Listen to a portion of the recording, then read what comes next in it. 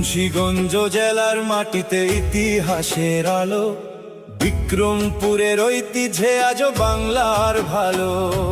মুন্সিগঞ্জ জেলার মাটিতে ইতিহাসের আলো, বিক্রমপুরের ঐতিহ্যে আজও বাংলার ভালো।